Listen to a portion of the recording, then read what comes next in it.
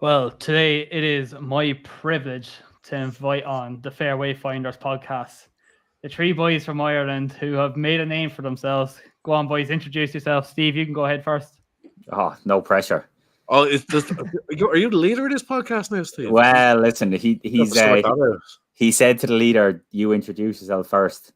So hi, I'm Steve. I'm an alcoholic. Donnie, over to you. Okay. Say no. Yeah, Mark, thanks so much for having us on. So this is fun. So my name is Donica, but the lads call me Donnie, and it just took off. That's fine. So yeah, bit of context for anyone listening. So we started a podcast because we're all massive golf nuts. One of us is actually the grandson of a very famous Irish golfer. We'll get to that in a second. But we started this podcast and we just had so much fun in doing picks every week, and we're just all golf perverts.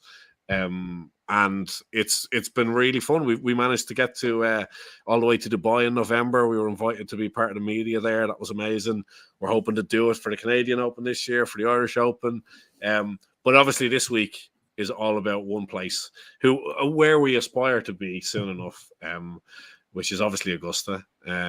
So yeah, three of us started this, and we're having so much fun doing it. And thanks so much for getting involved and having us on. Yeah, Brew, who's your favorite granddad? Yeah, so my name is Mike Bruin. I guess grandson of the famous Jimmy Bruin. I have not inherited any of the golf skills, unfortunately, but I still try. And look, I enjoy chatting shit with Donnie and Steve here about golf every week. And yeah, Mark, it's really nice to be on your podcast. Thanks for having us on. Never seen you swing a club, Brew. I'd say never disappointed. Wait till you see it, lad.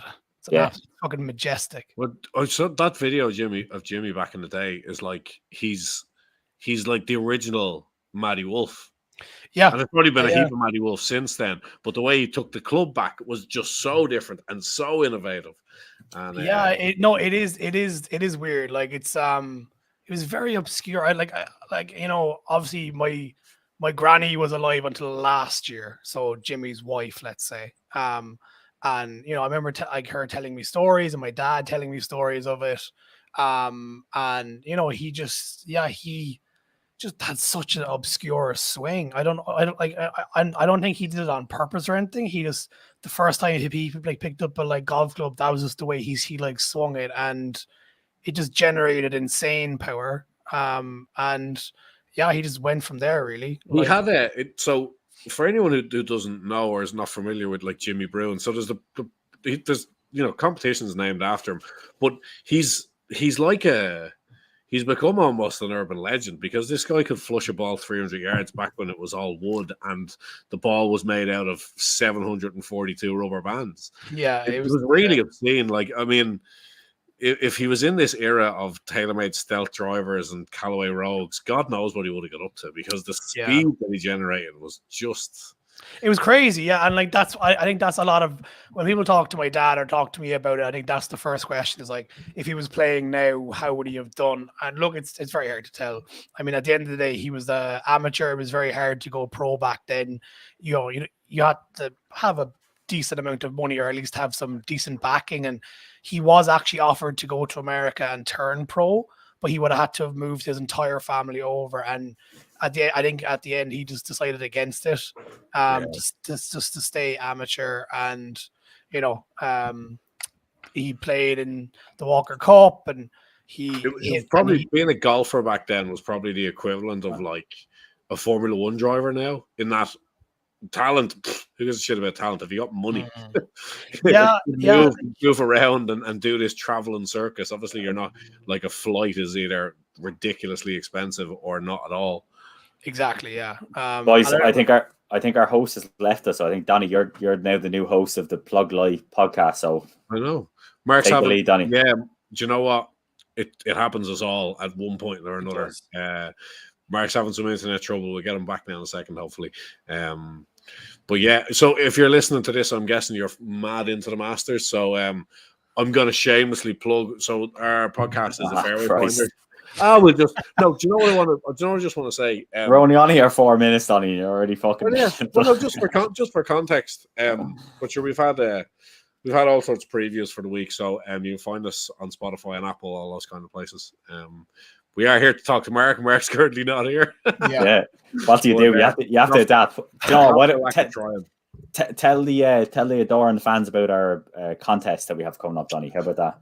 If anyone is listening in, would you like to win a brand new Scotty Cameron Newport putter? Brand new. The same model that Tiger won 12 was 14 majors with, including many Masters does Tiger have? 4? Probably not, Donny. I'm happy with my TaylorMade Spider that I use at the moment. So not for me. Look, no, not for me. How many Augustas does he have? I think 4 or 5, right? Jesus. Well, we have time to kill until Mark comes on, so someone can just Google away there. Hang on. I think it's 5, isn't it? I think it's 5. I think the last one he won was his 5th, right? I thought so. all the boys just scrambling. I know. I'm trying to find it here because I know Nicholas will add 6. Like obviously. Yeah, obviously. 5 times. 5 times. 5 grand. How could I not find that before you? It's getting late in the day here in Emerald Isle. Right. Diarmuid McCabe says, "Who's the fancies, fellas? Peters, Hovland, and Cam Smith for me." I disagree with all them. Nice. I like Thomas Peters. I like Thomas Peters. He's won twice at the back end of last season, and he was looking like the old Thomas Peters. And the old Thomas Peters was an absolute beast. So I'm not just offhand. I'm not sure how many times he's played Augusta, but not enough. That's a pretty good sleeper bet. I disagree with them all. With Hovland, Hovland, just the fact he's last on tour strokes gained around the green is just such a red flag. And his tee to green game is so good. His driving is elite. I like Hovland for all of the other majors apart from this one. I don't think he has the dexterity or the imagination around the greens to get away with it for 4 days. But the dexterity, he will win. That's a great word. I have words. Great word. Do you? Oh, nice. Good for you. Cam Smith as well, the most overhyped player of the Masters 2022. My goodness. The fact Cam Smith is 16-1 is outrageous. Not a great driver of the golf ball. You need to be a great driver of the golf ball to win around Augusta. Simple as that. So the thing about that is you don't. And the reason you don't because that's statistically not true, Donny. How many green jackets does Phil have? Are you saying Phil's not a good driver of the ball? Yeah. Of course he is when he's on form. He could hit it anywhere. Yeah, but Cam Smith can't hit it anywhere. One of the best shots you've ever seen at Augusta. Where was Phil Mickelson in the pine straw on 13 to 4? And how everyone hits it into the pine straw on that par 5. It's actually interesting this year because they've taken some of the trees out, I think, and they've moved the tee box back. Oh, that's on 15, sorry. Fuck's sake, Don, get it right, will you? Come on, we're live on air. You can't just edit it out like usual. Well, listen, I've been saying it for 6 months that I think Cam Smith is winning the Masters, so I couldn't be more on board with that take. I don't love his price just because his price is horrendous. He's 16-1. Major win. I would say major win. Sorry, I don't mean actual major. I mean a big win, which happened like 3 weeks ago. That's the only negative. I think his price is not great. Like, forget about profitability or forget about trying to make a few quid. Like, let's just disregard all that. Disregard all the prices. He has got such a great chance. I think just to summarize it for anyone who's listening, myself and Donnie are both on Cam Smith. Steve is obviously fading him very, very hard.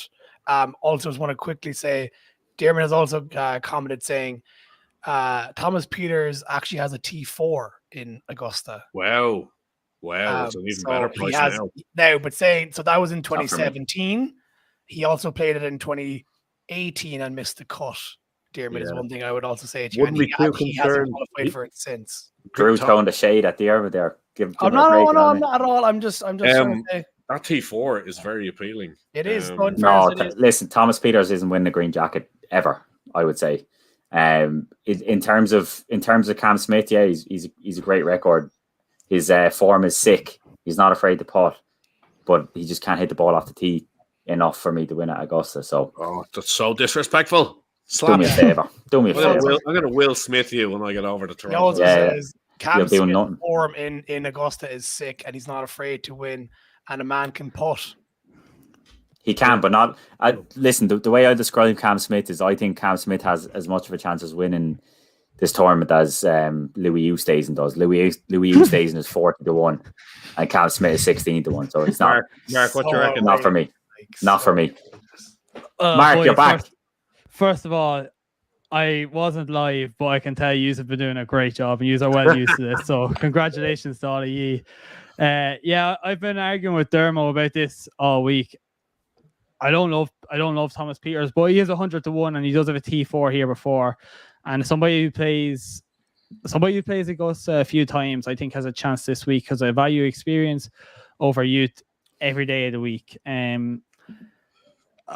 don't know if I can stretch to him at 100-1. I have like a list of golfers here and their prices and what they're doing, but I think Thomas Peters, and how many rounds did he even played at Augusta? Like he's only played six rounds. 6 rounds. A T4 and a missed cut. Like that's not for me, boys. Not for me. Not for me.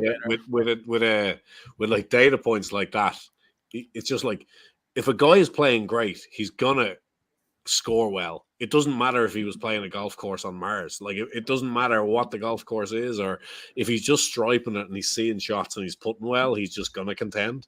Like we can look into course correlation, which is something that we are somewhat big on. But bottom line, when a guy is in full control of his golf ball and has full confidence of shaping shots off tees, and he's just going to play well. So Thomas Peters, his ceiling is very high. Like Thomas Peters' ceiling is most certainly top 50 in the world, without a doubt in my mind, in terms of his all-around game. I don't know how far I'd be willing to put my neck out there and say he's a top 20 player.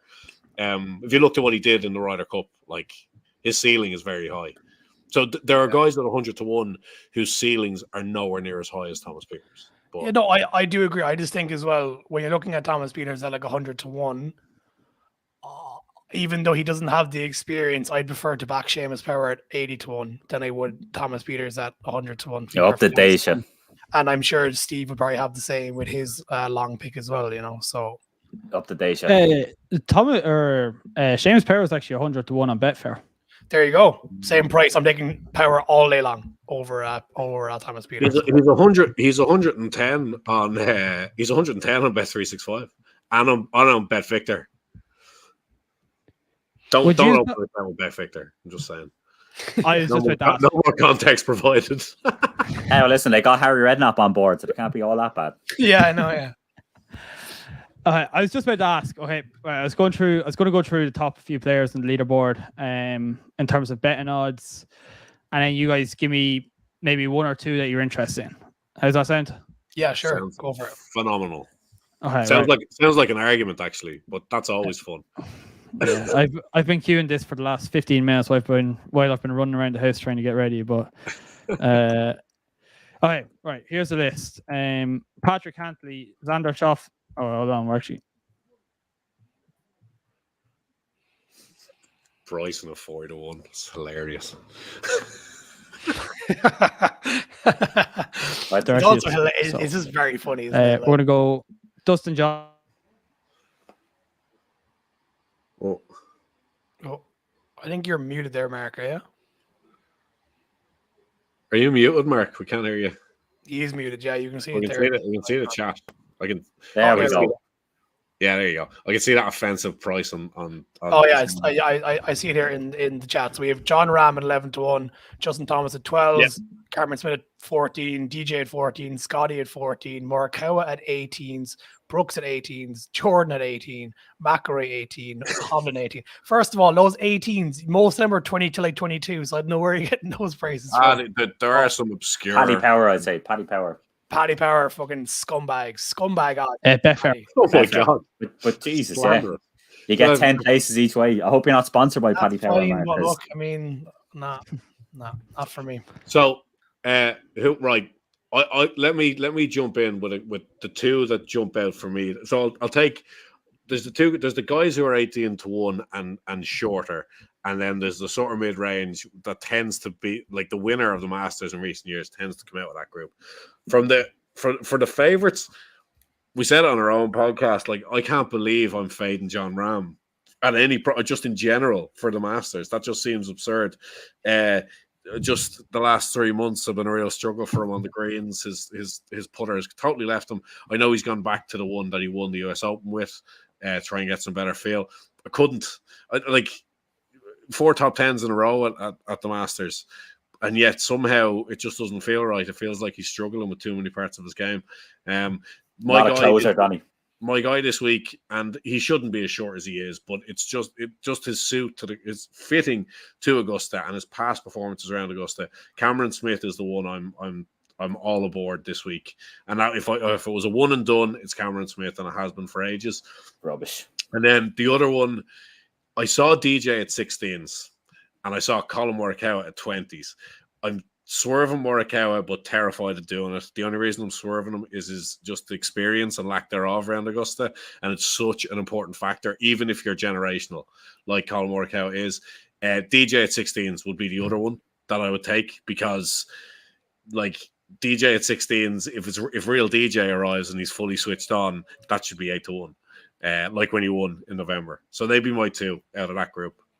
Yeah, I have 3. I have Cameron Smith at 16s, I have Scotty Scheffler at 16s, and I have Brooks Koepka at 20s. So, I think I'd be hard. I mean, I just think it's going to be one of those 3. It's as simple as that. That's why I back 3 of them. I know they're all very short, but for me, it's going to be one of those 3. Boys, give me the sell on Brooks Koepka. I can't. You're the sale. I won't. I'm out as well. Are you saying that, like, you disagree with backing him, or are you just asking in general? I think he disagrees, bro. Okay, well, I mean, he should have won it the year Tiger won it, first of all. He just hit it into the water at 16, and again, should have won it. He just completely collapsed after that. But he's been playing very, very well as of late. And I think this course suits him. I think his major records talks for itself, really. He's absolutely insane. So that's what I'm backing Brooks anyway this week. The major record is just so frightening. It's 4 wins and 4 more top 10s in the last 18 majors. And that includes his recent form not being that great. So the reason I just couldn't possibly, even though it looks like he's playing well again, he was tied 12th at, someone help me out. Where was he tied 12th at recently? Was that last week? Not helping me out, pal. You're on your own. Well, it wasn't the Valspar. He got to the quarterfinals. He got to the quarterfinals of the match play, and I think he was tied 12th at the Valspar. Yeah, it was the Valspar. Yeah. And it looks like if he's past all of his injuries, Brooks Koepka is his mentality is just terrifying. Like, he's got the swagger, he's got everything. He will take a victory, he will grab it, he will snatch it out of your hand, he'll make things happen, he'll drain putts. It's just every single metric since 2019. His strokes gained off the tee, approach play, around the green, putting, everything's regressed. A lot of it is to do with, one, he's made and he's probably enjoying himself. Like, I've seen him at like big fights in Vegas and just having a crack. Why wouldn't you? When you're a 4-time major winner. And then he said himself, like, he's made like glass. His wrist has been really troubling him for a while. His knee before that. I would need to see more leading into this Masters to make me think that Brooks is back. Yeah, agree, Donny. Agree. He could make fools of us all. He really could, because it's that thing between the ears that's his greatest strength, and his just unshakable belief that he's going to win this golf tournament. Yeah, and listen, I tell you, speaking of unshakable belief, I have absolutely unshakable belief that everybody else is playing for second place. Rory Mcilroy is going to be your winner of the 2022 US Masters. So, for the sake of repeating myself, I don't like doing it, but Rory's an absolute born winner, right? He's won 34 times across the European Tour and the PGA Tour. He is the most winning player in the field, with the exception of one Tiger Woods. His Augusta record is absolutely sensational. So since 2014, he's come 8th, 4th, 10th, 7th, 5th, 21st, 5th, and a missed cut last year, which we'll get over. You're probably due a missed cut every now and then. In terms of his major status, Rory McIlroy has won a US Open by 8 shots. He's won a PGA Championship by 8 shots. there's absolutely no reason at all that Rory can't go out and win a Augusta, win a Masters by 8 shots. He was on the track to doing that when he was a younger man, but obviously we all know what happened to him. He collapsed. It was so heartbreaking to watch. That was bad. Yeah, the memories I have of that 2011 are just really, really vivid. That was Schwartzel's year in the end, and that image of Rory with his head into his arm resting on his driver off 11 just is brutal. It's the most. It's a haunting kind of. It is, yeah. There, like everyone who plays golf at any level, like you've stood on 16 about to win Captain's Day, and you've just totally and utterly shat yourself, and it's just and you've snap hooked one, and then you've duffed one and topped one, and then you've panicked, made a terrible decision, and you're fucked. Yeah, and look, Rory drives the ball 320 off the tee, hits it a mile. It's set up for a drawer's golf course. If you're a right-hander, Rory's one of the best drawers of a golf ball. Absolutely. Yeah, but he's still one of the best drivers. Cutters are one of the best drawers. One of the best drawers. Listen, people, the argument against Rory, Rory's not on form. 6 events played on the PGA Tour. First of all, he won his Ryder Cup singles match, which took massive character from to go out and win that after all the shit he was getting. He's gone first at the CJ Cup, 18th, 10th, 13th, 33rd, and missed cut last time out in Texas, which is no problem at all. 2-time FedEx Cup winner. Listen, Rory's a winner. He's going to win a green jacket. There's absolutely no doubt about it. And I think right now, mixing everything together, I think he's at the stage of his career where Rory's going to get it done. 20-1 is an absolute gift from the bookies. The fact Cameron Smith is 14-1 and Rory's 20-1. That is, do me a favor. Do me a favor. That's off. Yeah, I actually agree with that. Like, Jesus, what? Like, I love Cam Smith. I'm gonna say, thank God it's being recorded, because what?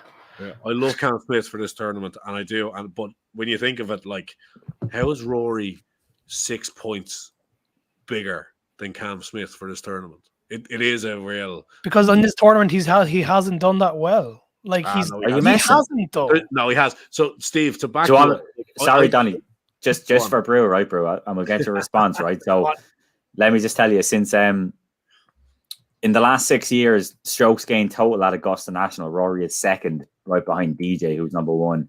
And I'll read this out again, right? Since 2014, 8th, 4th, 10th, 7th, 5th, 21st, 5th. Miscut. Yeah, but so he's not done well. But give me his entirety, though. You're giving me since 2014. Give me all of it.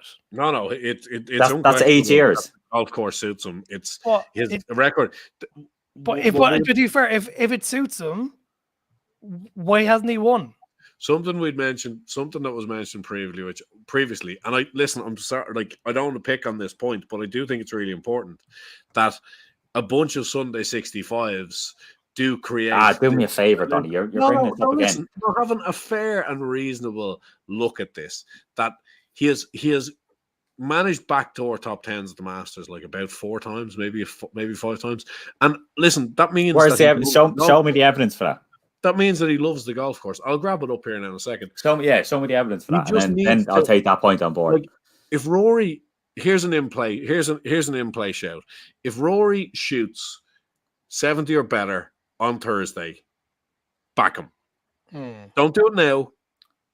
Yeah, if Rory shoots 70 or under, he'll be 8-1, 9-1. He'll be shorter. But if he shoots 72 or worse, he's done. He's out. No, he's not. No, he's not done. That's that. Do you want to pull up the stat from Justin Ray there, Donny? Do you want to pull that up again? Well, what, the round 1 stat? Yeah.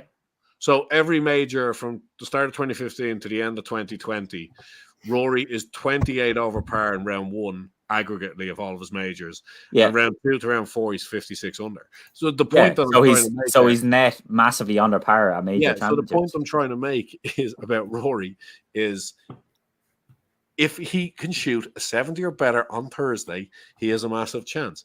If he doesn't, every trend we've seen in the Masters since about 2010 has said that you cannot chase the tournament at Augusta. Well, if you're shooting 55 on a par Friday to Sunday, then of course you can. I wait to be proven wrong. All right, listen, Donny, listen. Right, I'll put it to you this way, right? If I said to you, I'll give you even money minimum bet $500. Would Rory shoot over 72 or under 72 day one of the Masters? What would you say? Sorry, Fitzpatrick, we shoot over 72 or under 72. Yeah. I am going to be a logical human, and I'm not going to take your bait. And I'm going to say, I want to see the weather, and I want to see the draw first. Oh, you've come on! What a fucking this guy! Right, this guy. We've talked about this before. I think Steve's very much on the side of Rory winning. I'm very much on the side of what happened to him in 2011 is scarring, and for me, he will never win a green jacket. He'll never win. Because his prime years are behind him now, and he didn't win it yet. He's 32 years old. He's a golfer. He's not like a attacking midfielder. You know what I mean? He's 32 years old. Since 2014. Mark, it doesn't matter. He's due one. What's your take on Rory? Okay, listen. Have you seen the weather for this week? Windy. PM/AM looks like a horror show.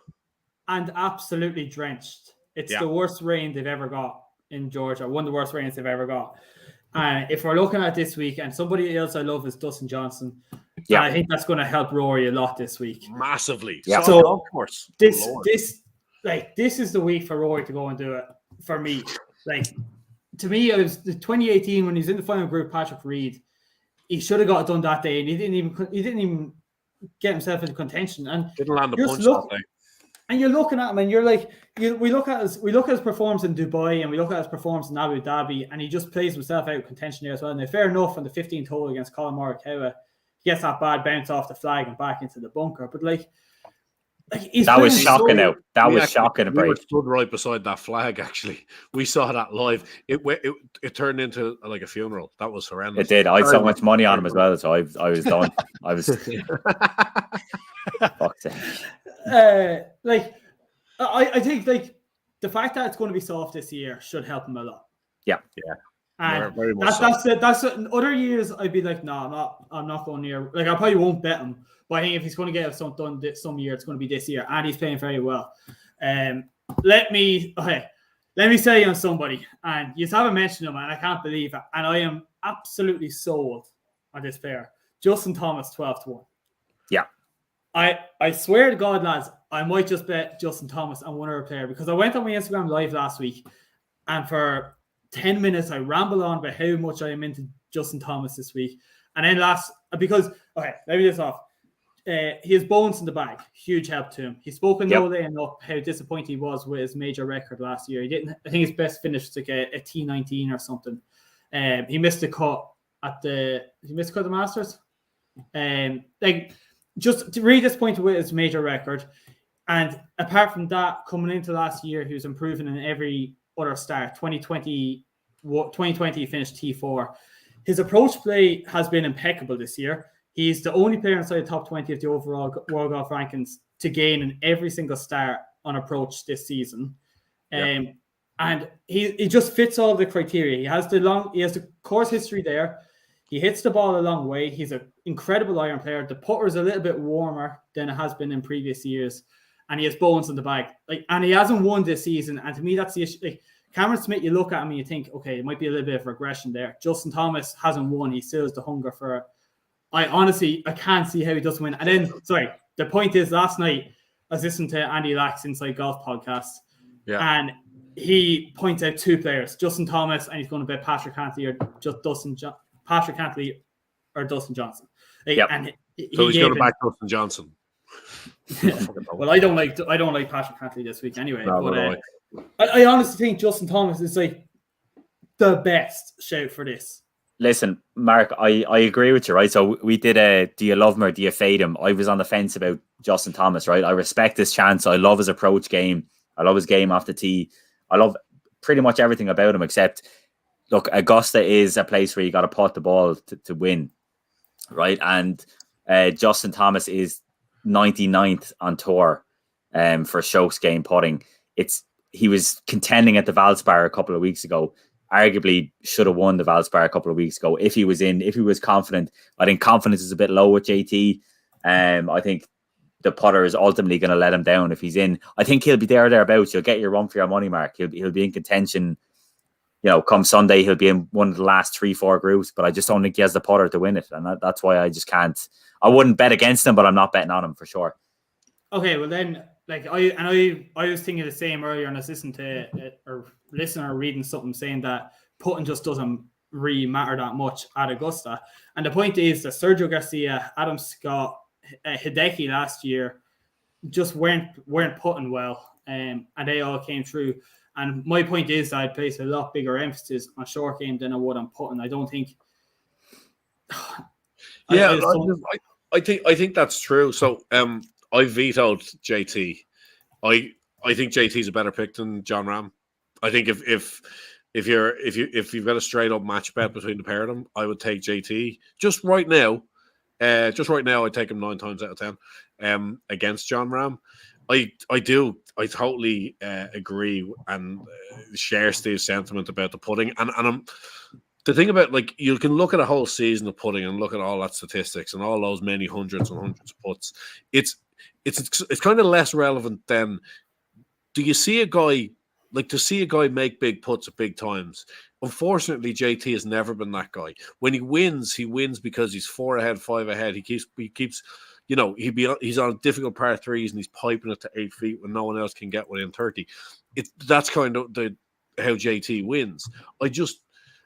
JT and John Ram, I think they share a tendency in that they get a little bit on edge if a couple of early putts don't drop. John Ram's much more transparent with John Ram because he's in the pantheon of your Terrell Hattons and Si Woos and Thomas Peters as being an angry golfer. But I think JT has the same thing, that JT hits one close on 3, misses it from 8 feet. If he then misses it in 4, it's total guess. Who knows? You can't know.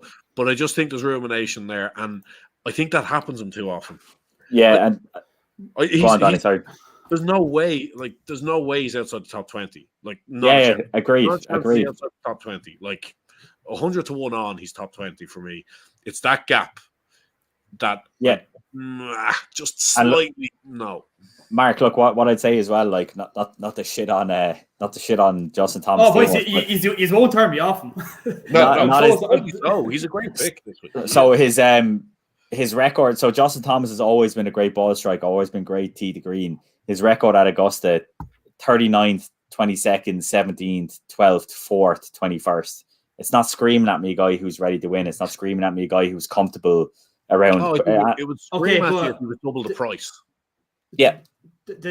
My argument there is Justin Thomas last year on the Saturday was cruising. He was flying, and then they get the rain break, and he comes out, and Hideki's sitting in the car sending messages or playing games, and Justin Thomas comes out and he makes an 8 in his first hole, and that was on 13, wasn't it? Yeah, I think so. Yeah, but there's no excuse in that. That's major. It's a major test. You got to deal with these kind of things. You know what I mean? I understand, but it's a fairly anomalous thing to happen, though. But I would say you're leading on Saturday, and you finish, like, you're getting better in every single start. I honestly I love JT this week. Yeah, I can see exactly why, and I've backed him quite a bit recently too. I've been no one's more disappointed than JT that he hasn't won since the 2021 Players. He's too good. He is too good. Yeah, he is absolutely in the prime right now. Absolutely in the prime. I know he has a PGA, but he similar to DJ. Like, see, if we get JT to 40. And he's got 2 majors, that'll be another DJ situation where you're like, how did this happen? How can a guy be this good and only win 2 majors? Yeah, listen, Mark, can I see JT winning? No, I can't. Can I see him coming second to Rory? Absolutely. I can see that. I can't believe we're betting Rory over JT. Is there anyone else in the top that shouts? Like, I think, like, the price of Morikawa is too big, but it's justified by the necessity to have Augusta experience. But if Morikawa is 18 to 1 for any other major this year, straight away, first pick, no flirting, give me that place, you know. Okay, we're going to keep moving here because so some of these odds are actually going to be a little bit skewed because I'm just logging in my work laptop and I can't go on any other betting sites. So I'm pasting from a separate sheet now. So these all merge into one when you're pasting from next. No, that's right. That's grand. We can get it. Listen, Mark, I have two picks here in the mid range, we'll say, right? And I don't want to be biased by picking Rory and Shane Lowry, but that's exactly what I'm going to do. And it's not for bias sake. So Shane Lowry is 45 to 1 in places. Shane Lowry's 9th strokes gained total on the PGA Tour this year. We know Shane Lowry, normally not a guy to boast about how good he's playing, but he's been so outspoken about how well he's hitting the ball and putting as well. So should have won the Honda at a tough track. Obviously, the gods went against them, and Sepp Straka ended up winning in the end. Obviously, Shane Lowry's a major champion. He played in the Ryder Cup. He's won a Bridgestone Invitational, another big event on the PGA Tour. And just look, the big thing for Lowry is he's so creative around the greens. He can see shots that other people can't see. If he does miss, which he's not the best approach player on tour, but if he gets himself in trouble, he can make something up, use the slopes to his advantage. Last 2 years at Augusta, 25th, 21st. So he's showed some decent bit of promise that he's comfortable with the course. Plus a hole in one. Plus a hole in one. And the term I'm going to use for him and my next pick is he's an absolute scrapper. So his last 3 results on the PGA Tour, 2nd, 13th, and 12th. So pretty similar profile for the second pick in the midfield, and then I'll shut up and pass it to the rest. Is Matthew Fitzpatrick, who's a guy I really dislike, but I'm going to back him this week. Mark, he hates him. I'm jumping with you. I hate him. Yeah, go on, Mark. Listen, Mark, can we get you on a Fairway Finders? We'll swap out one of the boys there. We'll swap out one of the boys and get you on full time. Wait, who likes him? Brew, do you like him? No, I don't like him. I like backing him because he's a supremely talented golfer, and he's never let me down once. Yeah. So look, Matty Fitz, it might surprise people, right? Matty Fitz is number 1 strokes gained total on the PGA Tour this season. His game is in shape, and it's mainly down to his short game, to be fair. He's not bombing. He's a tough golf. Yeah, he is. He's bulked up a little bit. Have you seen how much he's flattened the swing out? Have you seen how much he's changed his swing in the off season? I'll send you flat already. Oh, you want to see? He's gone full Matt Kuchar now, and he shallows it almost parallel on the way down, and he's piping it. He's actually, I think he's up like 30 or 40 spots on driving distance this season. Yeah, I saw that. And did he add distance? Did he add like an inch to his driver or something? From what you just imagine that. I think he's got a 46-inch one now as well. Yeah. Yeah. Donnie knows all about that kind of stuff. But anyway, I don't even know where you're going. What? It was 6 inches, boys. I'd like to shake his Matt Fitz is a tough golf course player, right? So he went to Bay Hill, the Arnold Palmer Invitational, came 9th. Pebble Beach, he came 6th. We go back to the Genesis last season, he was 5th. He's a 7-time winner. He's not afraid to win. His last win was at one of the toughest golf courses in the world in Valderrama, 6 under par. Matty Fitz showed up and won. Excellent short game, hits fairways, hit greens. He's played in his last 7 Masters. He's made the cut 7 times. He came 7th in 2016. I think Matty Fitz is going to show up, and he's going to put, as much as I would hate to see him win the green jacket, I'm going to take him. Yeah. Not that for me. Sums it up pretty well, doesn't it? Yeah. Look, not for me. Also, Diarmid in the chat also put Matt Fitz and that like mask emoji. Like he's absolutely allergic to him. Look, neither can I. Genuinely, I'm one of his biggest haters, but I just I don't like him. I mean, his stats this season has been very good, and I do actually think it could be another. Because of the weather, I do think he's a player that could definitely do well. 2 players I picked in the midfield. Number 1, Sam Burns, 40-1. He's a debutant. I totally agree, but I mean, one of the most informed players in the world, bar probably Scotty Scheffler and Cam Smith. So, I think it's an insane price. It's obviously a price because he hasn't played here before, but he's definitely a player for me that can turn around and show up. And I'm not trying to say he could definitely win, but I definitely could see him being in the mix like Willie Z was last year. And at 40-1, he's insane value. My next pick is Russell Henley at 50-1. Again, very good approach player, very good iron player. God, get in the bin. Here, We're I'm not putting it in the fucking we're not window. the biggest fans of him, but look, I That's do the emoji there, Danny. That's the sick emoji. that's the sick in emoji, person. yeah. Yeah. Oh, But look, I think he's a very good chance. He's a very good iron player, very good approach player. He's ranked number 1 in the approach to green this year, and I think at 50-1, he's a great value. his mentality makes Xander's mentality look like some sort of like Navy SEAL. Yeah. Donny, you're shitting on Xander again. Like Xander, I'm only poking a bit of fun. Xander's an Olympic champion, Donny. He won it in his the home country of his father. Do you know what I mean? That takes balls. No, I know that. Yeah. Listen, I'm not going to be. Yeah. So what's your point, Donny? I give Xander shit on enough platforms. I don't want to add live broadcast on the Plug Live. Shocking. I hope Xander wins, to be honest, and then we can cancel Donny. If you could do a top 10 accumulator and stick JT, Xander, Rory, and Cam in it, I don't think you can even do the bet. That'll be a very good bet. But Xander, what I always say about Xander is this: Xander's chance of being in the top 10, 90%. Xander's chance of winning, 0.9%. Rubbish. You can spot them a mile away. You Rubbish. can spot those leaderboard cloggers. That's my word for these Lee Westwood types. Leaderboard cloggers. Paul Casey's another one. You can't compare Lee Westwood to Xander. Are you met? Do me a favor, Don. Do me a favor. Hey, Donny, I agree with you. Like, yeah, my man. Wait, do me a spot it a favor. mile away. You spot the fragility, the confidence, the shrink, the body language. Everything changes with Xander. He goes quiet. He gets shy. He gets nervous. He starts thinking about what if I win. He doesn't. He just gets in his own way. How do you know that?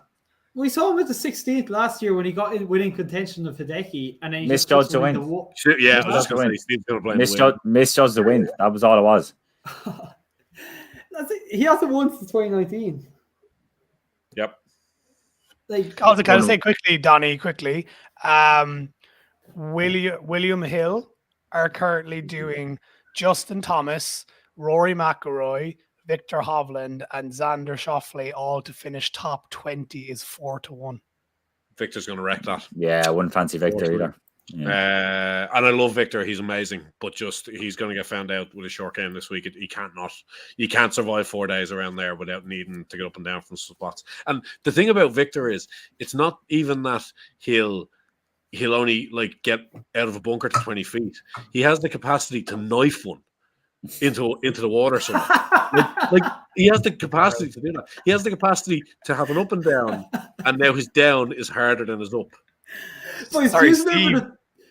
I've just seen a bet here that screams Steve Kennedy to me here. Go on. McIlroy to win the tournament, and Xander top 10, 55-1. That's all. Jeez, I won a bit more than that now, in fairness. Yeah, I'll get on that. Maybe remortgage the house, possibly. Put it on that. You can't do it again, Steve. Yeah, sorry. You can't. You can only do it once, can you?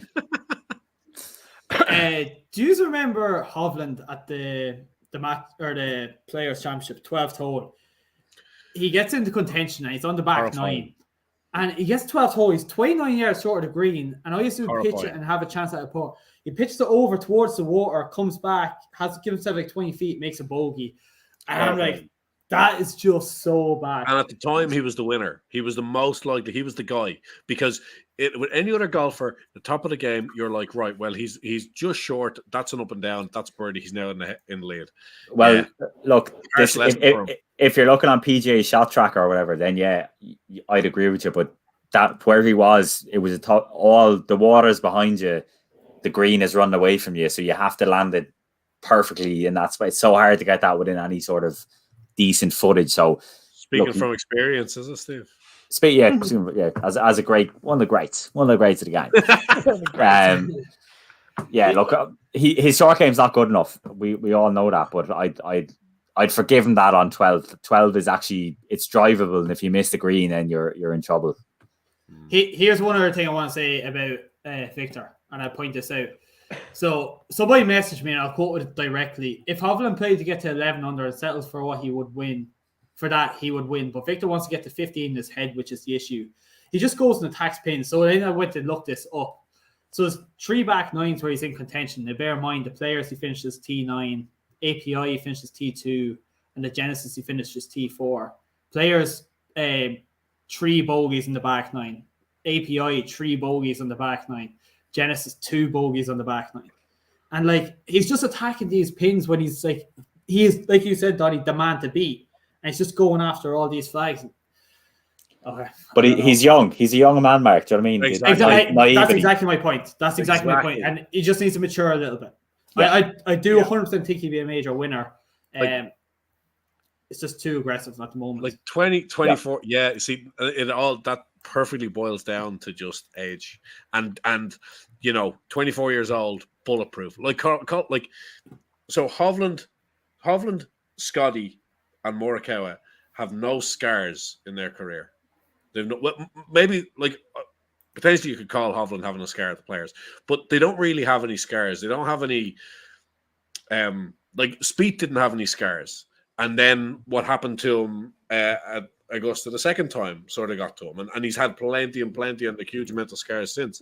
And I think no golfer, well, maybe with the exception of Tiger, can get to their late 20s in the top of the game without building those calluses up and knowing when to push and knowing when to not. Danny, I don't like you grouping Hovland and Morikawa with Scotty Scheffler. I think they're streets above him in terms of being a player. Listen, they're not in the world rankings, though, are they? Well, listen, Mark, Steve has a genuine, strongly worded letter issue with Scotty Scheffler being world number 1. I mean, listen, I don't he's the issue he has. Are you saying Scotty Scheffler is a better player than Colin Morikawa? No. So okay, I get where you're coming from. And what about Victor Hovland? Yeah, but you're going too far. No, yes or no. Yes or no. Yes or no. Do I think Scotty Scheffler is a better player than Hovland? I think it's actually very close, to be honest. I think Hovland's better. Yeah, I actually would say right now, yes, Scotty is better than Hovland. Rubbish. Rubbish. Because if a golfer if a golfer doesn't have a weakness versus a golfer who has a major weakness, over time he's going to make less mistakes. Do me a favor. I actually agree with Donnie here. Here, listen, this is my thing, right? So I was fading Cameron Smith this week because of the regression, and you expect them to go back and they get an emotional win at the players. Scotty Scheffler wins 2 times in 4 starts. He goes to the WGC match play, which is a WGC, and he has 7 matches to play, and he comes out of the group of death and gets it done against Kevin Kisner. Like, he's the hottest player in the world right now. Yeah. My only fade on Scotty is a shite one. Law of averages is my only fade. It's the only thing I got. That was my issue, and then he plays 7 matches at the WGC, and I'm like, this chap is so bloody good. Even more so now, law of averages. Mark, did Billy Horschel not beat Kevin Kisner after going through a group stage? Is Billy Horschel the best player in the world? No. Because he went through 7 matches to beat Kevin Kisner in the final, didn't he? If I'm not mistaken, if I'm wrong here now. But Billy Horschel didn't have 3 wins and 5 starts. Well, Billy Horschel's won over the most prestigious event in England. Yeah. In Wentworth. Yeah, I know. I actually don't like that week. Oh yeah. Did you? Yeah. I'd say the match play doesn't count for me. The match play doesn't count as a golf event, and Scotty Scheffler is not the best player in the world. He's probably 11th for me. Yeah, well, where I totally agree with that, but I kind of discount the match play is Maverick McNeely went 8 under for 11 holes when he smashed. Who did he smash? Joaquin. Yeah, Neiman. Yeah, so Neiman's my mid-range pick, and I have a little bit of buyer's remorse about that, because of his lack of experience. But Neiman's 6th. He's 6th on approach. He's 6th tee to green this season, and he's 6th strokes gained around the green. I got him at 40s. He's come into 33 since. I think his lack of experience means that I don't think he's ready to win. I think he can totally post the top 10. He was my mid-range pick. And the Zalatoris one, I love Zalatoris. It's the most ridiculously shocking price. The lads actually pointed out to me in our podcast, you're between Zalatoris at 25s and DJ at 16s, and then it's like when you see something written down, you realize you're an idiot. So you can't take Zalatoris at 25 to 1. One thing I'll say is Dermot in the comments here has said, in my opinion, you shouldn't be allowed to be world number 1 without winning a major. Agree. Absolutely, Entirely Dermot. agree. Yeah, +1. So is that ever, or is that like in the year, or like because ever? Yeah. I would agree with that. The majors need to be. I like the correlation and like all 10x the points or whatever. Just 10x upregulate them. That the world rankings aren't going to shift much until these marvelous 10 weeks in the summer when lads play for the big stuff. Listen, I'll make a statement here now, right? I don't think, bar the PGA Championship, I don't think Scotty Scheffler will win a major in his career. In his career, lad. Yeah, bar the PGA. Have you seen his major record? Yeah, he hasn't won anything. 6 top 20s in a row, my man. Irrelevant. He hasn't won anything. He came off the Corn Ferry Tour in like 2 years ago. Yeah, no, he's doing well. He's doing well, but he's not. Listen, he might win a PGA. Do you know what I mean? He might win a PGA, but he won't do anything better than that, in my humble opinion. And I'll listen. I did say Will Zalatoris would win a PGA Tour event before Scotty Scheffler, and I got that wrong. So I could be wrong about this, but I feel strongly about it. I also said Zalatoris would win before Scheffler. You did, Donnie, yeah. But it was the one man who got it right. I did. I said Scotty would I win after his Ryder Cup. But, 50-50 chance though, you know what I mean? Can we well, 50-50 chance I got right and you got wrong, you know? So yeah. Flip a coin. We kind of purposely, Mark, we kind of left the long shots. We had that as a pretty short segment this week because of the huge trending that, you know, world's top 30 and no one over 50 to 1 and all these kind of things. So I don't know if you want to throw a couple of kind of bigger darts. I have 2 or 3 big darts that I think can finish top 10. And I say straight out the gate they're not going to win. I was throwing my pick from that group because of course I'm huge on Shane Lowry this week. Attaboy. I have buyer's remorse about Neiman over Lowry. Here is the stat that I'm going to bring up, and this I'm going to revolve around this stat all week. 8 of the last 10 Masters winners were at 1.7 strokes gained tee to green or better in the last 3 months leading into the Masters. Only exceptions. You can check it out in my article today, boys. I'll tell you. Fucking right, I will. Absolute cracker. That list formed the basis of my picks. Only Reed in 2018 and Hideki were not. Okay, so 1.7 strokes gained tee to green the 3 months leading into it. Who meets that? And this is Kyle Porter at CBS Sports. Scotty Scheffler. I think I can actually reel off. Scheffler's Zalatoris list. Neiman's in there. Lowry's there. Go on. Who are we missing? JT, Ram. You got. Yeah, who are obviously going to be there.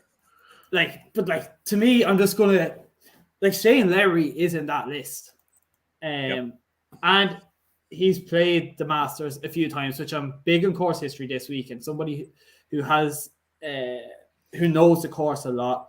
I think he's playing better. I thought he was playing pretty well last year. I think he's playing very, very well again this year, also according to that stat. And yeah, he was unlucky not to win the Honda. He's very unlucky. Very bullish.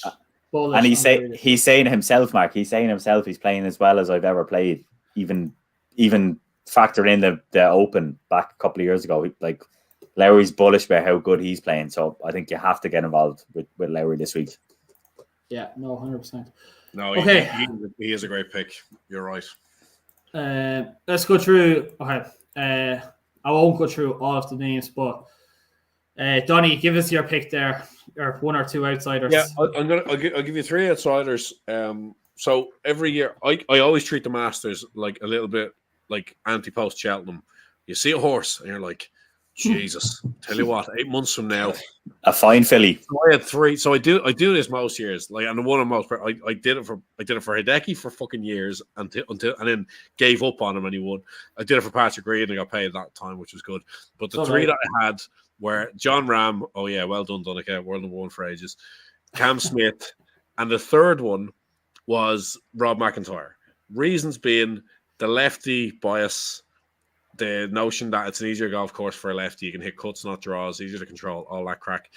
I just loved him last year. He was tied 12th, and it sticks in my mind an interview with him where he was interviewed with BBC and he was pissed off of being tied 12th because he was like, I played so well this week, I should have been contending. I missed putts I shouldn't have. I can't wait for next year. It's my favourite place in the world. I love this golf course. It suits my eye. It suits my game. Yada, yada, yada. Everyone says that, Donny. Everyone says that. Yeah, fair enough. Maybe there's a bit of bias there. But Sandy Lyle said that, I think. He's 100 to 1. And I remember at the time he was actually, thanks, Steve. I remember at the time when I looked like Masters 2022, this is like last year, he was 40 to 1, like last May, let's just say. And now he's 100 to 1. Obviously based on not great form. Hasn't really contended maybe once. So, but still 100 to 1, that means value. Maybe he can get some good vibes at Augusta. So that's my first think of a big one. Can I just put a disclaimer there? Donny, me and Donny had a beer with Robin McIntyre at the DP World Tour Championship. We did. Yeah, we had a little chat with him. I'm a lefty, and I told him I modelled my swing on him, and he started laughing. Yeah, and Donny just been blowing smoke up the guy's arse ever since. So I put a massive disclaimer for anybody. It's a bias. He's a great fella. Lovely fella. Yeah, one of the good guys. One of the great guys. He got good crack out of for that podcast. We told him. So we met his manager, Stuart Stoddard, wasn't it? We met his manager the first night in the hotel, and he was telling us the story. These two boys started a podcast in lockdown, and then they were invited for media, and here they are. And Bob was like, "No way, that's fucking great! Oh, well done, that's great." He's just sound. He got a good laugh out of our story. He's a top man. Great accent there as well. Yeah, not bad. Yeah, we wish him well. I wish him well, but he's not a. He'll be getting back for the Open in St Andrews as well. But anyway, the other two I had very quickly. We mentioned one recently, that list of the 1.7 strokes gained. Luke List is on it. Brilliant tee to green. Second, he was leading. He's now leading that category, having been second last week. Strokes gained tee to green this season on the PGA Tour.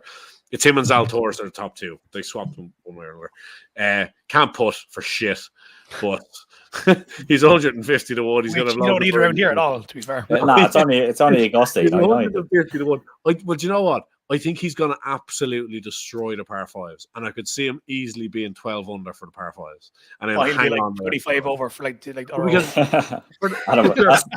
the second and two. You can hit the second and two. 8's difficult to hit in two. You can easily hit 13 and 15 and two. If he wrecks the par fives and hangs on for the rest, maybe he'll go well. So he's 150. And then the final one that I have was like second last week in the Champions Tour. Harrington's not finished. He's got a big day left in him. Surely do me a favor. 250 to 1, hitting it further than he ever did. Well, knows Augusta so intimately well. Why not? 250. Mark, can you talk some sense into Donny? Harrington's not going to. I'd love if he did. Don't get me wrong, but he's like, come on. He did finish T4 at PGA last year, though. Yeah, that was his moment in the sun. I agreed. I think. What odds is he? Please tell me he's like a 250. 250. Hi, even Dear McCabe is laughing at you, Donny. I'll give you 250. Yeah, Dear McCabe is literally lolling in the chat here. Like, I'll give you 1,000 to 1, but it's 100 minimum bet. he's got one big day left in him. I think it's way more likely to be at St Andrews than here. Yeah, exactly. I love him. He's my favorite Irish sports person. So I'm of course backing him. It's his first bias again. So 2 bias picks and then Luke List, who can't putt. Yeah, exactly. Yeah. Well, they're fucking long shots for a reason. Like, Jesus. All right, Steve, go on ahead there. We keep this. Go on. Listen, Mark, I tell you, I have my outsider is a 90 to 1 shot, right? He's a major champion. He's won a US Open. He's back to his best. His last 4 events, he's been fifth, miscut at the Players, which doesn't count, and 8th.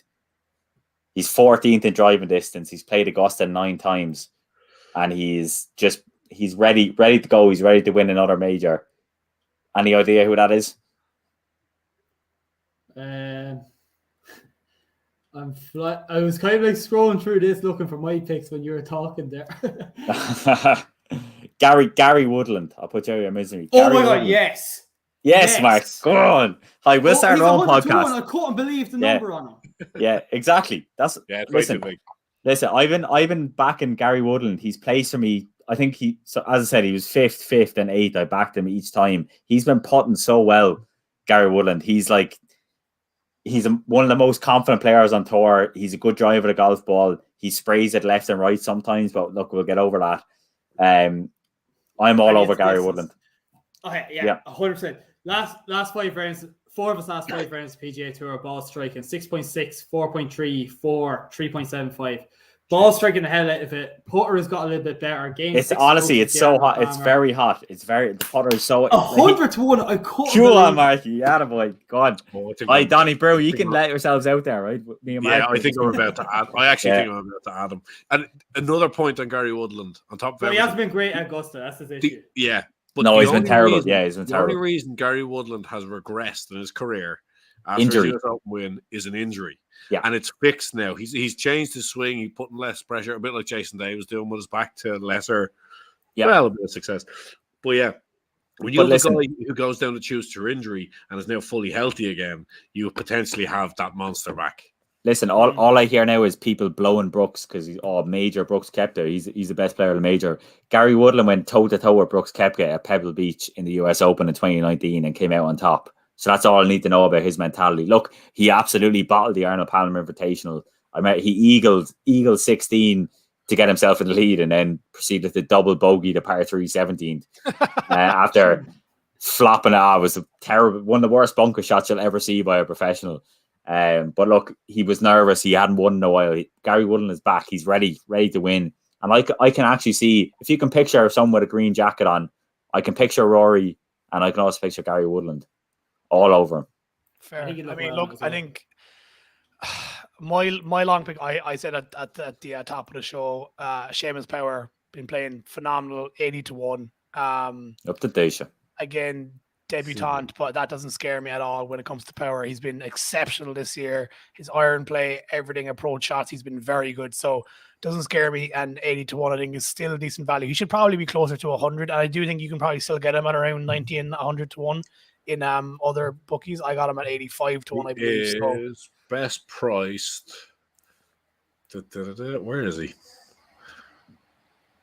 110. Oh, he's 125s on. Who the fuck is that? 10 bet. Right, some random bookmaker. What sort of books are you looking at? But anyway, right, and also I also just want to. So if you want them on the exchange, just as a straight up win bet, you get 150 to 1.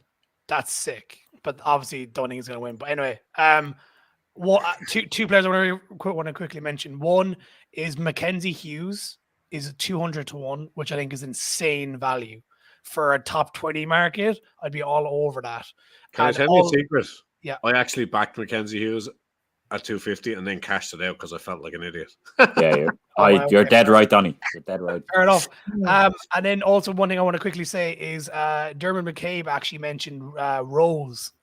And I genuinely actually am surprised. I haven't heard much of him all week in terms of people tipping him up, but I actually do think he's a very, very good shout.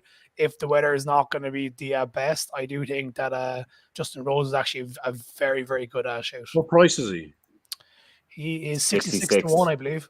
I despise Justin Rose. Yeah, I hate he makes my skin crawl. Except for around here, though. In fairness, he don't. No, listen, he's good buddies with Niall Horan. I'm a former One Direction fan. So listen, Rose. 2 seconds around Augusta, like. Yeah. He had the field as an amateur, didn't he? Oh, that was the Open. Sorry. Yeah. Here's okay. So I'm going to give you 2 picks, and then we'll list off maybe 10 players, and you just say top 25 or not. Okay. And we'll get it. Yep. Beautiful. Okay. One thing about Mackenzie Hughes is I think he's a little bit too short. And the only reason I'm saying this is because somebody asked me about him before this call, and he's like 296 yards off the tee, 116th on tour. Yeah. That's my only issue with this, especially just this week. I wouldn't really care a lot of weeks, but just this week, if it's going to be so soft. My long shot isn't as long as yours, but Max Homa has missed the cut twice at Augusta, which isn't great, but his last 5 rounds on tour, 4.4, 8.3, 7.3, 3.1, and 6 strokes gained ball striking. Putter has been a little bit colder recently in the last 3 tournaments, but before that, he was putting pretty well. His only issue is around the green game, but 66 to 1, I think it's a good bet. My other big outsider, and I'll only spend 2 seconds on him because I have nothing else to give him. Zach Johnson finished 13th at the Valero Texas Open, and he made 3 of his last 4 cuts at the at the Masters, and he is 250 to 1. So Yeah, major And champion. one of my favorite Master statistics ever in any year for anything is the fact that Zach Johnson won the Masters without going for any of the par 5s and 2. Excuse me. Yeah, 3s and 2. Yeah, jeez, that's Yeah. somewhere. It's 11 o'clock here. Laid up. he's chipping in from par all around them. Yeah. Listen, I love that stat. He actually did he win and 1 over par that year, 2007? You're, Maybe Jesus, 1 under. that was 14 years ago. Though. I don't know. Maybe 1 Maybe he under, did. 1 over. One thing I have to say, sorry, Mark, but Max Homa at 66 to 1 is absolute daylight robbery, lad. You need to be getting at least 80 to 100 to 1 on. No, I think. No, yeah. No, Listen, he won the Genesis. He won the Genesis Invitational, which is a scrappy, tough golf course. I don't mind Max Homa this week. I don't mind him, but at 66 to 1, I think that's far too short for him. I really do. I'll give him a big fat yes to top 25. Yeah, me too. Yeah. 5 top 17s in his last 7 starts. Oh no, I'm not saying he's bad. I'm just saying that price. That's a stinky price. That's saying he's shite, bro. That's what. Come on. I'm saying he's a great golfer. I think he should be looking at least 80 to like 90 to 1 though to be backing him around here. That's my own opinion. Maybe I could have an old book here.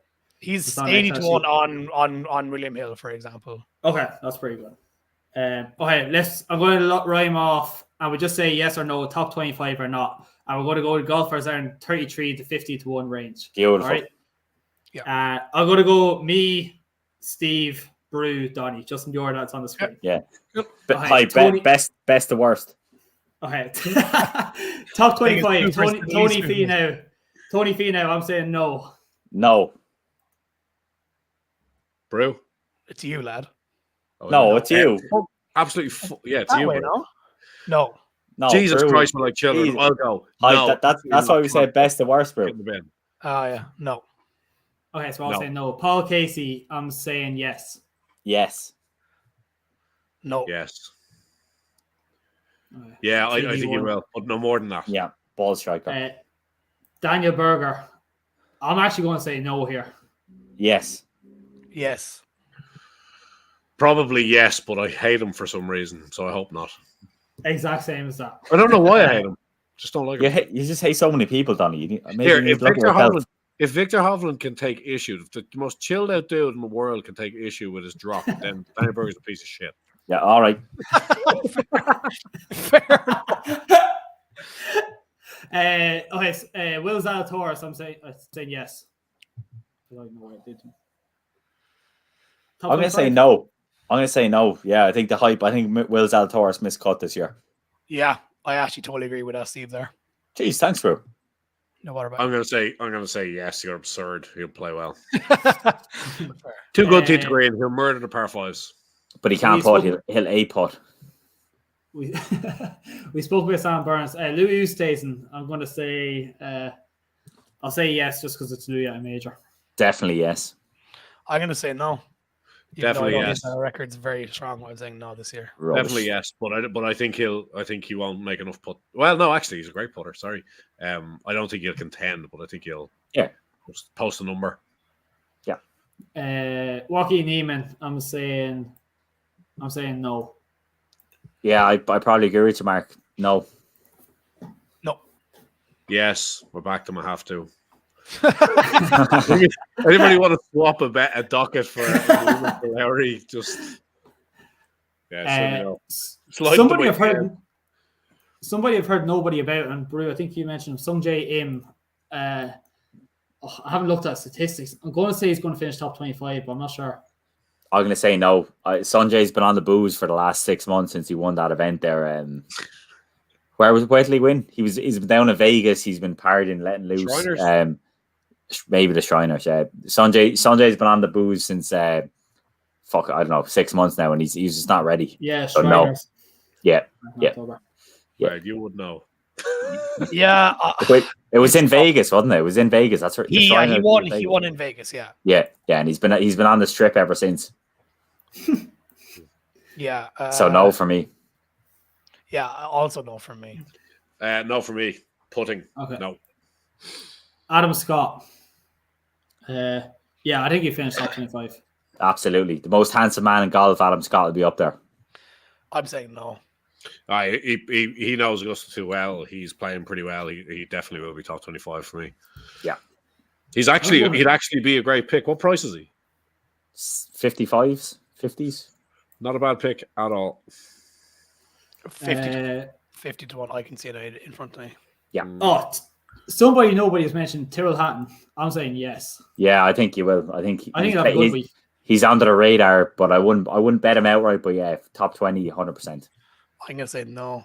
Yes, I love Terrell. I don't care what his stats say. I'll say yes when he's 86 years of age. I love him. I'm just wondering who's going to be in Brew's top 25. You say no to everybody. Yeah. I haven't seen those last Barry Moyes. I mean, Mike Weir. I think the top 20 players in the market, I think, are going to absolutely fill most of those places. Like, and we're up to like between the 30 and 50s kind of players at the moment, and I don't think they're going to get it. I really don't. Fair. Patrick Reed, I'm going to say no. No, I think he'll miss the cut. No. I like the missed cut shout. Mark Leash. Oh, we have two more here. Mark Leishman. I'm saying yeah. Yeah, fucking right on, Cobber. Yeah. He plays very well around here. I'm actually going to say no, but he does play well. He likes the course, so he's another guy I just don't really warm to. I don't know why. I don't really warm to him either, but he's had a pretty good start to the season. Yeah, no, he's been solid. There's no I'm just saying no to just be a contrarian, I think. Yeah, Tommy. Okay, last one. Tommy Fleetwood. Yeah, I'm saying yes. He makes top 20. Top 20. Definitely. No, but I hope I'm wrong. So I like Tommy a lot. I like Tommy a lot. All right, sweet. That's it. Boys. Fun, mate. Okay, first of all, apologies for the first 20 minutes of this. You did an incredible job. We've all been there, man. So, yeah, no, listen, thanks very much for jumping on. It's been a ton of fun. Next time we get you on again, whatever event that is, and we'll do another one of these StreamYards. We'll get out to podcasts and YouTube. Personal plug here for myself. If you're interested, for all the listeners, we are running a Master Sweepstakes this week, where you pick 3 golfers with cumulative odds of 150 to 1.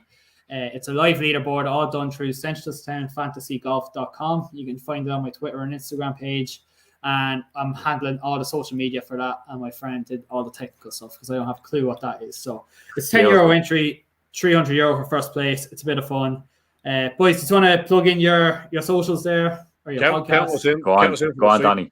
Yeah, so you can find us on Twitter, usually giving out and slagging people at Finders Fairway is our Twitter. I am going to shamelessly plug that we just launched a competition tonight, which is if you would like a brand new Scotty Cameron Newport putter, the same model that Tiger won 12 of his 14 majors with, all you have to do is go on over there to Finders Fairway on Twitter and tell us who's going to win the Masters. We're going to take all those answers. We're going to plug them into a raffle, and someone's going to win a brand new Scotty Cameron. It's worth like 500 quid, and I really want it myself, but we've already bought it. It's right-handed, I'm left-handed, so someone else has to win it. I'd love to father Ted the raffle. I'm not allowed. But yeah, it's been a blast. Thanks so much, Mark. Yeah, Mark. Listen, Mark, we're a big fan fun. of your content. Keep it going, and we'll be involved in the sweepstakes as well. Don't worry. Yeah, $1,000,000%. Likewise, boys. Likewise. Hey, listen, you guys are a ton of fun, and thanks again for jumping on, and we'll be sure to get you on soon. All right, thanks, boys. Pleasure. Go on.